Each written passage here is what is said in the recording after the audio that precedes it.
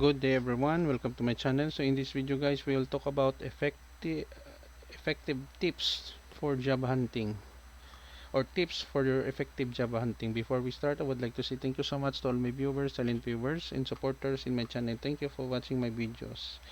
If you are new with my channel and then you like this video, please hit the like button. Don't forget to share, and please support my channel guys if you're new by clicking the subscribe button. So let's begin. Tips for effective job hunting. Number 1, know what you want. Clarify your career goals and what kind of job you are looking for. This will help you target your search more effectively. Number 2, update your resume. Tailor your resume for each job application, highlighting relevant skills and experiences. Keep it concise, clear, and error-free.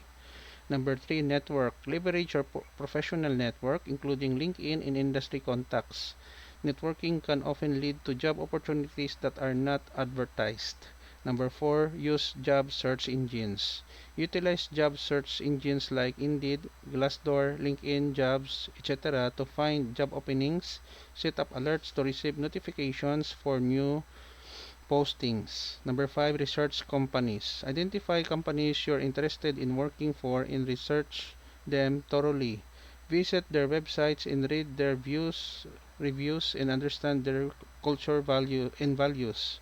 Number 6, customize your cover letter. Write a target cover letter for each application. It should explain why you are interested in the position and how your skills align with the company's needs. Number 7, prepare for interviews.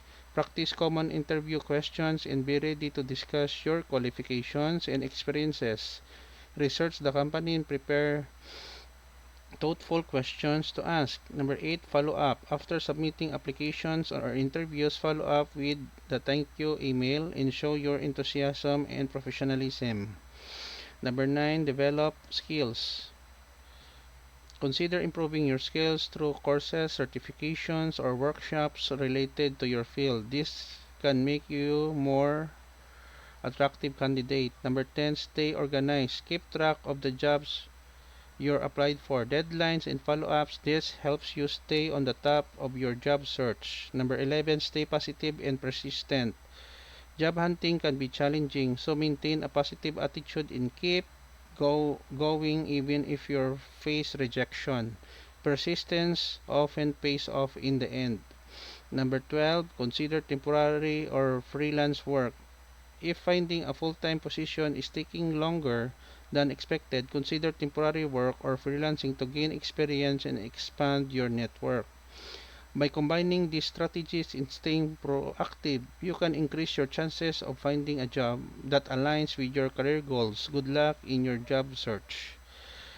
To add on guys, no, one of the effective ways, no, that I can effective ways to find job hunting nowadays, no, is through joining in a group, no, seminars or workshops. You can ask them if there is some job opening using social media like Facebook. There are some company that puts ads, no, for job hunting or opening, no, or you can join a group in Facebook like IT professionals, for example. If you're related in IT, there are many advertisement there, no, that needs wide range, no, of positions. So I've been trying that, no, and uh, so far persistence and hard work and patience, no, is very important when you are applying for a job. Thank you so much for watching in my video, no, tips for effective job hunting. I hope that this can help you learn, no, and please support my channel guys for by clicking the subscribe button. If you are new, click like, share, and see you in the next video guys. Until then, this is your friend Jake saying bye bye for now.